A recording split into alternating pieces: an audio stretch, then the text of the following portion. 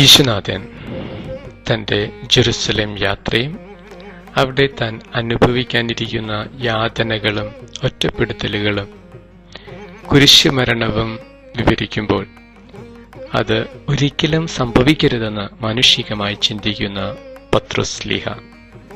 കാരണം അത് ഒരു ദുരന്തമായി കാണുവാനേ മാനുഷികമായി പത്രോസ്ലീഹായിക്ക് സാധിക്കുന്നുള്ളൂ. എന്നാൽ സാത്താനെ പുറകോട്ട് മാറുക, നിന്റെ ചിന്തകൾ ദൈവീകമല്ല എന്ന വാക്കുകളിലൂടെ മാനുഷിക ചിന്തയിൽ നിന്നും എത്ര വ്യത്യസ്തമാണ് ദൈവീക പദ്ധതി എന്ന് ക്രിസ്തുനാഥൻ വെളിപ്പെടുത്തുന്നു. മരണത്തിനപ്പുറത്തേക്ക് ചിന്തിക്കുവാൻ മാനുഷികമായി കഴിയാതെ പോകുന്ന ശിഷ്യഗണം, അതുകൊണ്ട് തന്നെ ദൈവരാജ്യം മാനുഷികമായി പടുത്തുയർത്തുന്ന ഒരു കോട്ടയും അതിൻ്റെ സംരക്ഷണത്തിൽ കഴിയുന്ന ഒരു കൊച്ചു രാജ്യവും ആണെന്നും അവർ കരുതുന്നു. ഇങ്ങനെയുള്ള ചിന്തയിൽ തങ്ങൾക്ക് ലഭിക്കാൻ പോകുന്ന മാനുഷികമായ സ്ഥാനമാനങ്ങളെക്കുറിച്ച് ചിന്തിച്ചു കഴിയുന്ന ശിഷ്യന്മാർക്ക് ഈശോയുടെ പീഡാസഹനവും മരണവും തങ്ങളുടെ സ്വപ്നങ്ങളുടെ അന്ത്യമായിട്ടേ കാണാൻ കഴിയുന്നുള്ളൂ.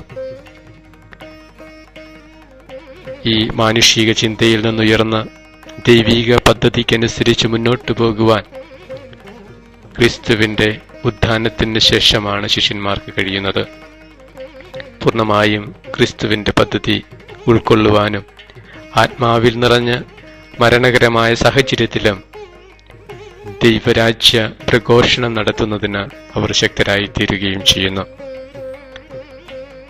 ക്രിസ്തു വിഭാവനം ചെയ്യുന്ന ദൈവരാജ്യം മനുഷ്യ ഹൃദയങ്ങളിലൂടെ ലോകം മുഴുവൻ ഉൾക്കൊള്ളുന്ന സ്നേഹ സാമ്രാജ്യമാണെന്നും അത് സാധ്യമാകണമെങ്കിൽ സ്നേഹത്തിന്റെ ആഴമായ പ്രകടനം സ്നേഹിക്കുന്നവർക്ക് വേണ്ടി മരിക്കുവാനും അങ്ങനെ തിന്മയുടെ ബന്ധനത്തിൽ നിന്നും മനുഷ്യജീവനെ മോചിപ്പിക്കേണ്ടതും അനിവാര്യമാണ്. അതുകൊണ്ട് തന്നെ ജെറുസലേമിലേക്കുള്ള തന്റെ പ്രയാണം മരണത്തിലേക്കാണെന്നറിഞ്ഞിട്ടും മനുഷ്യരക്ഷയ്ക്ക് വേണ്ടി ഈശോ തന്റെ പ്രയാണം തുടരുന്നു.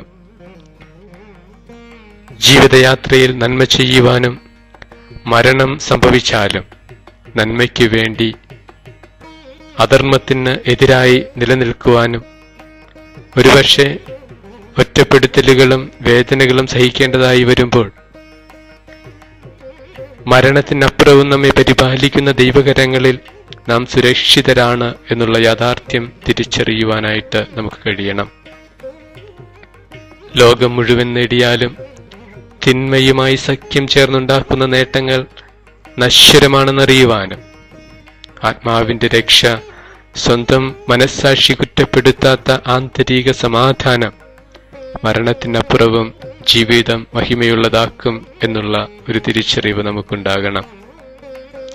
ഗോതമ്പുമണി നിലത്ത് വീണഴിയുന്നത് പോലെ കുരിശിൽ സുജീവൻ ത്യജിച്ചുകൊണ്ട് ഉയർപ്പിലൂടെ 100 മേനി കൊയ്തെടുക്കുന്ന ക്രിസ്തുനാഥൻ ആ ദൈവീക ജീവനിൽ പങ്കുചേരുവാനായി മരിക്കേണ്ടി വന്നാലും സത്യത്തിനും നീതിക്കും വേണ്ടി നിലനിൽക്കുവാൻ, അങ്ങനെ ക്രിസ്തുവിന്റെ ഉയർപ്പിൽ പങ്കുചേരുവാനും നമുക്ക് കഴിയണം. ഓരോ കുർബാനയിലും നാം സ്വീകരിക്കുന്ന ക്രിസ്തുനാഥന്റെ ശരീരരക്തങ്ങൾ നമ്മെ ക്രിസ്തുവിന് അനുരൂപരാക്കുന്നു.